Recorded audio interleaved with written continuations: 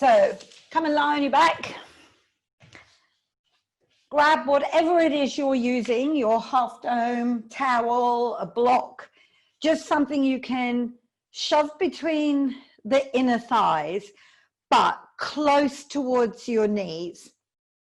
So I don't want you to go actually on the bone on the inside of the knee. I definitely want you on the muscles, but more up that end of your thigh bones. So then bring the ankle joints directly underneath your knees. As you just let your body settle into the floor, I always like to start, if you're lying on your back, by just letting the pelvis rock backward and forward a few times. It's just always a good way to get a little bit of shunting up through the bones and then stretching them away from each other. And when you're short on time like this, I would move quite quickly into the pressing the back in the floor, pulling it away, because there's a lot to be said sometimes for using a bit of momentum, a bit of speed to really get all these bones kind of like little train carriages, I guess, all shunting into each other and pulling away. And the discs between the bones really do well when they have this constant compress and release, which is what walking does to the spine. So this is just a nice way, if you have had to be quite static this morning, of getting a little bit of movement into there. Okay, and then come and settle in what feels like your halfway or natural resting position.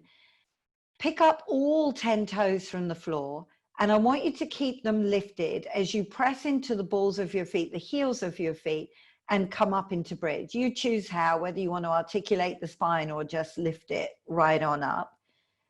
When you're up at the top, let the toes come down, but let them rest really lightly on the mat, keeping more of that pressure in the ball of the foot. Stay heavy on your shoulder blades and open up the hip joints. And of course, if you need more of your shoulder blade down or more of your rib cage down to really tension up your bum and the back of your legs, and play with the position till you can get the leg muscles to do their thing. Take both arms up to the ceiling, palms face towards each other. As your arms reach back overhead, recognize for you the distance that they can travel without the rib cage being disturbed. When you've found your maximum, I want you to play tug of war with yourself. Send your knees forward towards your toes, but reach your fingers back towards the knee behind you. And on your exhale, roll the spine down. Gail, you're very muffled. Oh, am I? Yeah, sorry. Is that the case with everyone? If anyone else thinks I'm muffled, can you unmute and just let me know? Because I think it's the webcam that was the problem last time. Let me just check that my mic is turned up. It just sounded like you had your arm over the top of it. Exactly. You felt, definitely was when you put your arms up. Yeah, you're all right now. It was just that position. Okay. All right. Is that better? Because I've turned the mic right up now. That's perfect. Okay. Alrighty. I won't move my arms. Thanks for letting me know. Okay. So when you've settled yourself back down, come on up. You guys take your arms to the ceiling and reach them back overhead. I'll move mine up and around instead. And then create that two-way pull where you've got knees reaching forward, arms reaching back. And although I do want you to traction these two ends away from each other, I also don't want you to start arching up into the back. There's a very fine line between you keep bringing the hip joint toward the ceiling and you starting to push into your lower back. And then exhale and roll yourself back down. So from the base of the neck all the way down. And then once you land the pelvis, let the arms come back down by your side.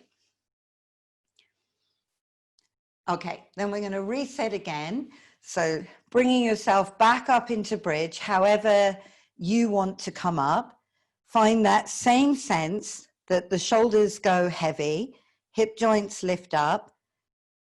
Once you find the position that you're looking for, where there's that tensioning through the back of the legs and you've checked the toes aren't gripping.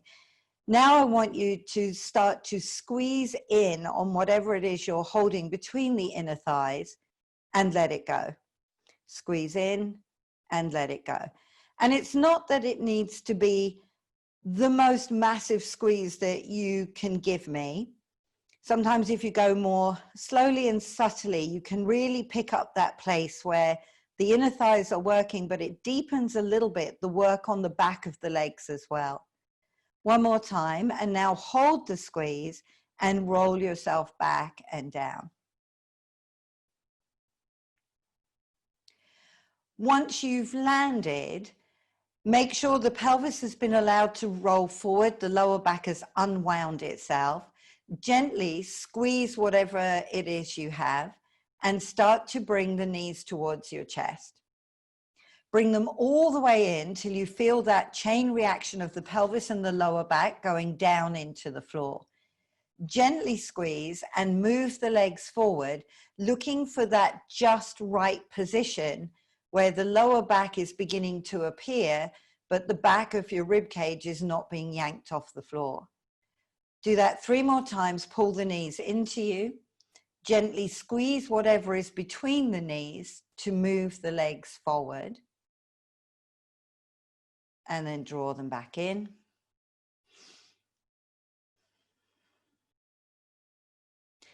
And then the next time that you take the legs out there, I want you to hold here.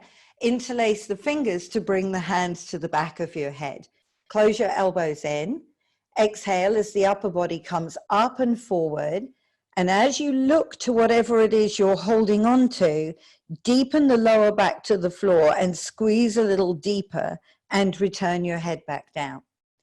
So as you come up and forward, not only do you want the pelvis to tuck, the lower back to sit into the floor, but I want you to get the inner thighs a little more active and release down.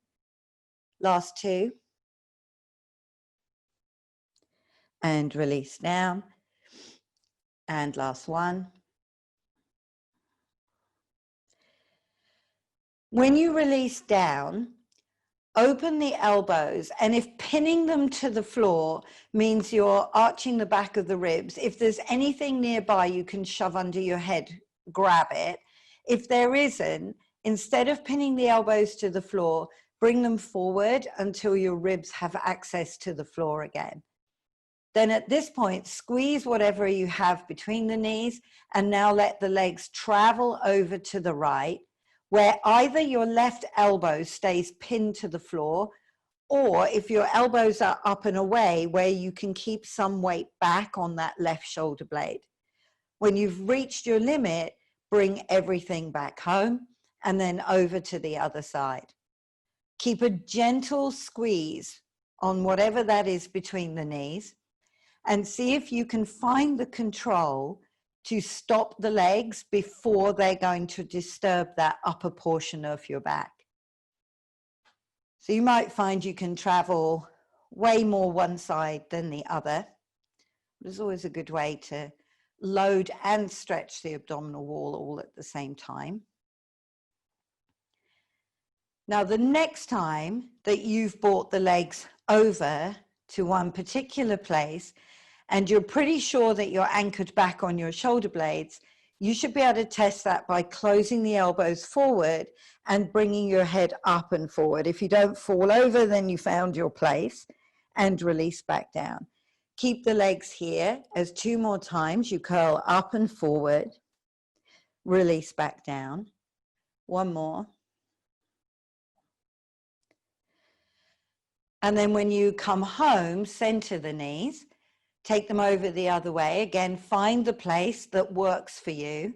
Once you have that, close the elbows in, and then 3 times. Exhale, up, forward, and down. And even though the lower half of your body is on the wonk, the upper half is trying to come straight up and forward. And then when you're done, bring it back to center. Hug the knees in for a brief second. Now, if you know that the back of your legs are tight and for you to straighten the legs up is tricky, I would take whatever you have between your knees and put it underneath your pelvis, unless you happen to have a cushion or block nearby that you can put under the pelvis and then keep your half dome between your knees, or vice versa. So this time, extend the legs upward. Hug in very gently on what you have and start to rotate both legs away from each other and back to parallel. So the front of the thigh bone is what you're concerned with. Can you check in that that is really rotating outward? Don't be fooled just by what your feet are telling you, because you might be able to eke out more rotation at the knee and the ankle than you actually are in the hip joint. Now, the next time you rotate out, you can see how the heels come towards each other. I want you to gently squeeze the thing between your knees and imagine being able to pull your heels a little further away from each other and then let it release. And you can bend the knees, come back anytime you need to take a break. So in that rotation out, there's a squeeze inward, but as you do that, you pull the heels outward. And if you tune in, what I'm trying to get is your knees to straighten more. So can you feel that when you play with the in and the out? Can you feel how the back of the knee has to open up a little bit more to achieve that? Last one. Okay, now, once you have the position, hold it, interlace the fingers again, bring your hands to the back of your head, exhale, curl up and curl forward. Now extend the arms by your side, start the arms pumping and go into the 100. Breathing in, 2, 3, 4, 5. Exhale, 2, 3, 4, 5. In, 2, 4, 5. Exhale, 2, 3, 4, 5. 32, 4, 5. And exhale, 2, 3, 4, 5. 42, 4, 5. And exhale, 2, 3, 4, 5. 52, 4, 5. And exhale, 2, 3, 4, 5. 5 more rounds of breath. This might be the place to remind the legs to rotate out and then to squeeze in as you pull the heels apart. See if you can eke a little bit more out of the back of the hamstrings. Maybe the exhale is the place to sink the lower back into the floor to allow your head to feel like it's sitting over your belly button. This is the last one, or it is for me anyway. And then let everything release back and in. Okay, then take whatever you've been using and pop it underneath your pelvis. So once you've elevated the pelvis to some degree, reset your feet in that shoulder bridge position so the ankles straight under the knees and your arms resting by your side. Now, I don't want you to actually lift off the object you're resting on. But what I want you to do is create all the work necessary to make yourself really light on that object and then let it go. So can you play with that a couple of times? Because it's effectively bringing the body almost to the point of lifting off, but not quite going there and releasing down. Because it's usually that moment when you're starting a movement where all the muscles have to gather up and do their thing. And it's a great place to kind of begin to observe. So notice whether your back toe gripping, can you relax those? Notice if the knees are still reaching straight ahead, if you still have that impression in the muscles of whatever it was you were squeezing earlier, can you keep that sense of slightly pulling inward? Now, the next time you've created this sensation of being really light on what's resting underneath you, can you stay that light and pick one foot off the floor? Now, it's a very tiny lift because I don't want you to come off this object and then bring the foot down. So either recreate light or stay light, weight shift onto one leg, the other foot hovers teeny tiny while you stay light and come down. So I want you to do that a couple more times. And of course, you just take a break when you need to. And initially, I know that you may inadvertently be using your arms. And yes, we are going to take them away in a second. So maybe notice which side likes to lean into an arm more than the other side. Okay, give yourself a break before you add on. So just go really heavy, let the weight sink down. And then reset, find a lightness in the pelvis as it hovers above whatever you have there. Now, when you take the arms off the floor, I would keep them pretty low. And if you turn the palms up towards the ceiling, it makes it much trickier to kind of hunch the shoulders and try and create a lot of base of the neck and chest tension. Now go again and notice which leg you choose to bring off the floor first. And then put it down. And you've probably just done your favorite combination. So now try the less favorite combination. Because when you actually have this thing underneath you, it kind of gives you that sense of whether you would actually much prefer to lift off it, to lift the not so strong side up. And of course, take a break anytime you need to. I don't need to keep telling you that. But always good to tune in to the side that's struggling, but then go to the side that isn't and see if you can feel where your strength is. Where do you feel the muscles most switched on? Go back to the side that struggles and see if you can begin to imprint that picture. Which part of the muscles are you not using? One more on each side.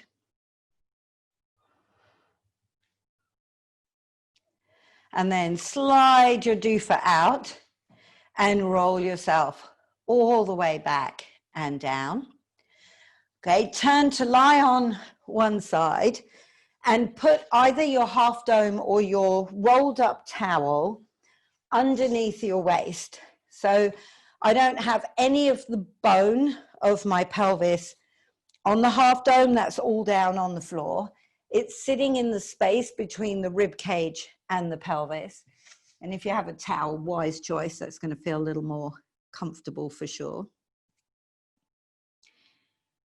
Okay, so once you're there, you know that you're trying to create this sense of a straight line. Pick up just the top leg and extend it away. Now, if you really push it away, can you feel how you've gone lighter on what's under your waist? And then if you let the leg come back in and down, can you feel how you drop back down onto it? Do it a couple of times, because we've played with it a bit this week in class for sure.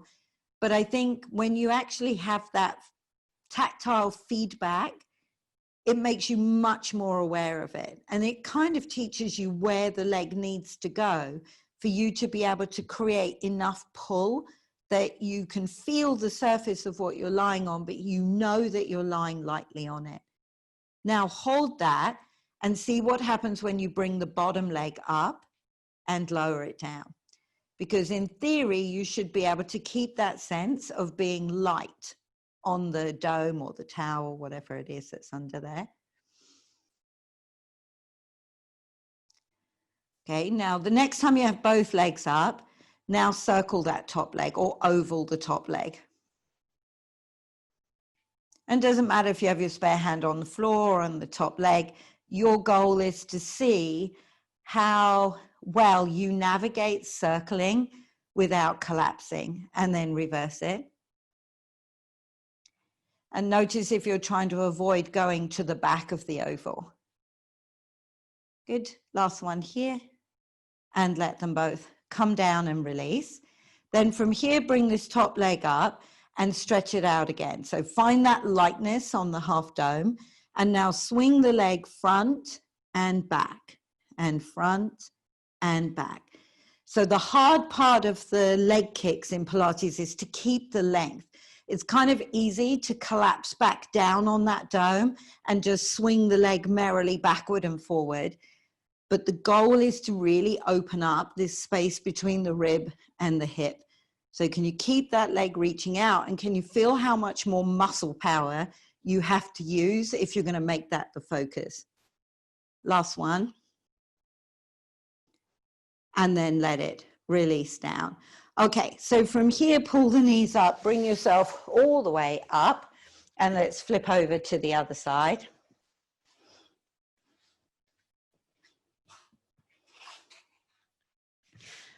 So tucking it into your waist. Head rests down, both legs go out. And then same thing here. A few times play with lengthening the leg, letting it come back in. Check out how this side feels for you.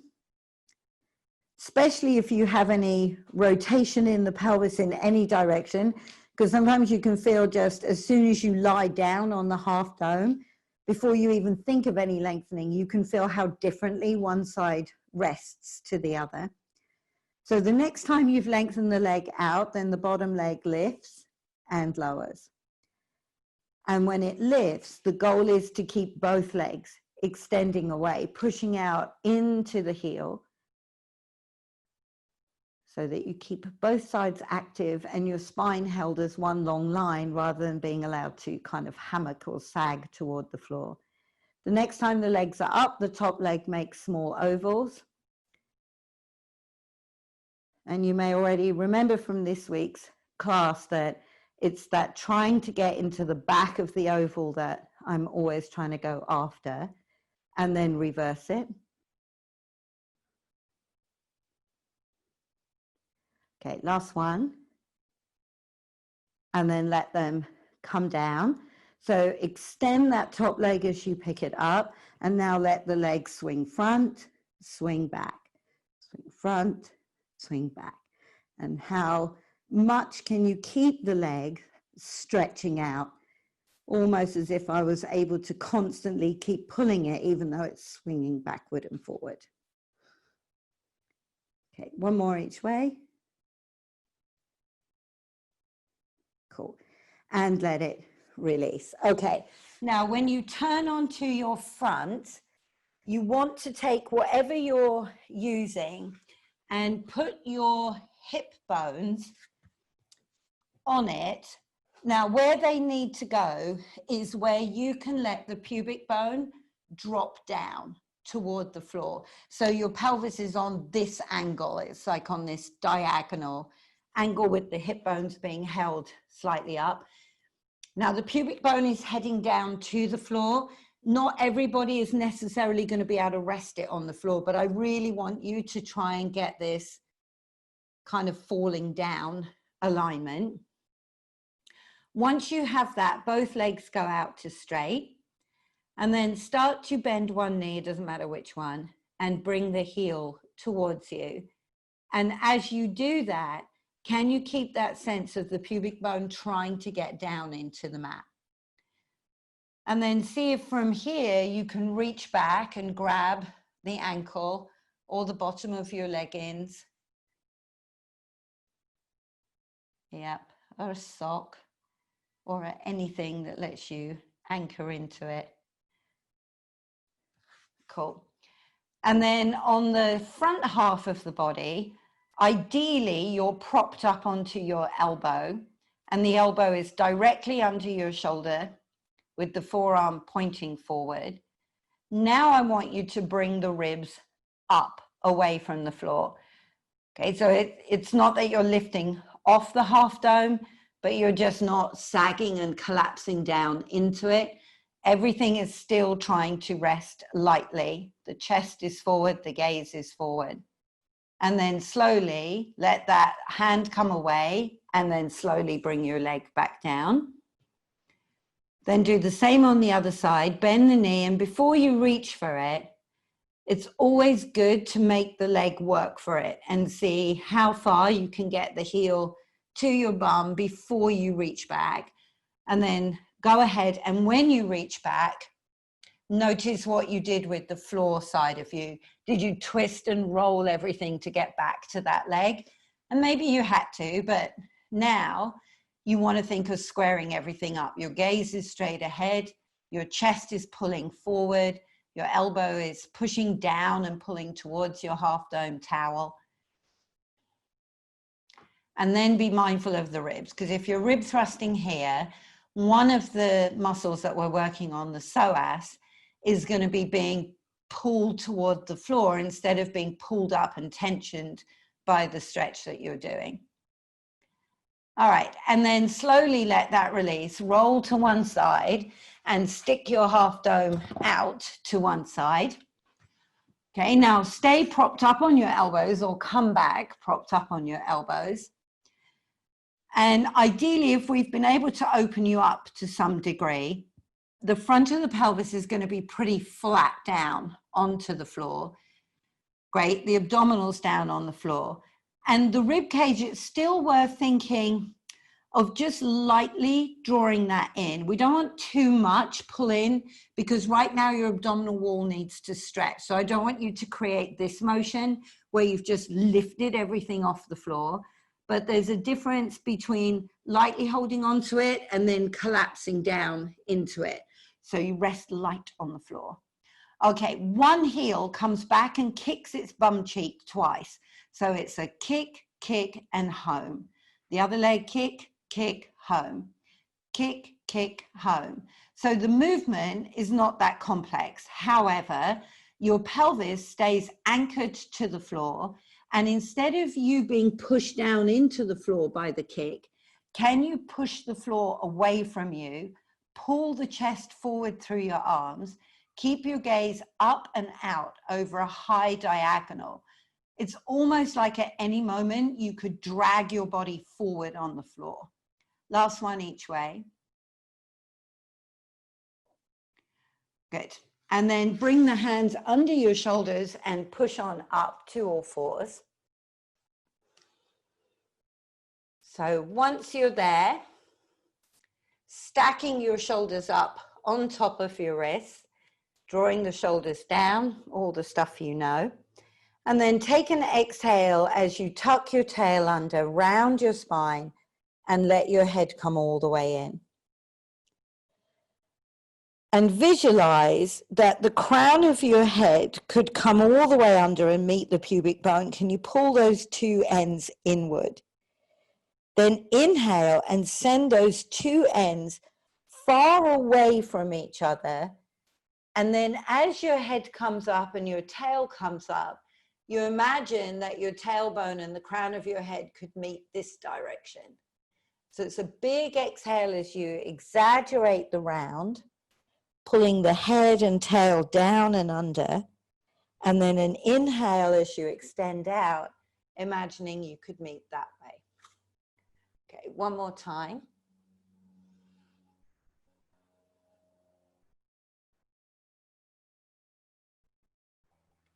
Good.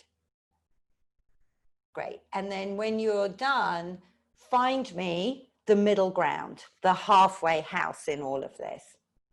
Okay, so from here, extend the opposite arm and leg forward.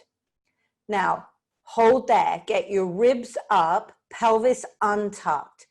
Spin the leg out to the side, the arm out to the side. Bring them back and bring them home. So set your alignment, arm and leg reach forward, which you've done lots of times with me. But now you're trying to keep them all at that height as they spin to the side, come back, and come in. And again, arm and leg go out, spin to the side, and the leg is the beggar that will want to drop toward the floor, or mine certainly wants to drop toward the floor. So you're doing your best to recruit everything you can find to try and keep the leg up and bring it home. And then whatever it takes to do an equal amount on both sides. This is my last one.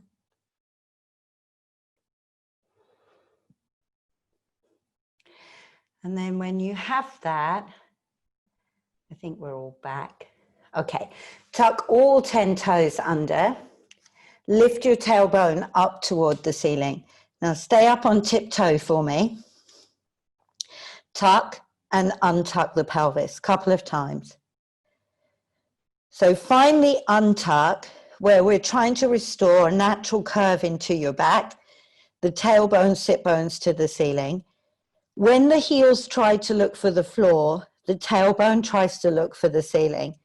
It's a last chance to pull all the attachments of the back of the legs in two separate directions. So the heels may or may not reach the floor. I'm not, you don't want to get hung up on that. Once you have that, rotate your elbow creases forward, push the floor away and bring your head through your arms towards your knees. When you're back looking at your knees, could you rotate your thigh bones outward while keeping your feet facing forward? And then slowly walk your feet to your hands or your hands to your feet, whatever feels better for you. Come into a half hang where you folded the arms. Let each elbow be cradled by the other hand. Let your arms hang, let your head hang. This would not be a good place to let your ribs hang. So every time you exhale, can you deepen the tailbone under, the rib cage up? And then let your arms go to straight, soften your knees, and rewind your spine back up to the top. And then you guys are done.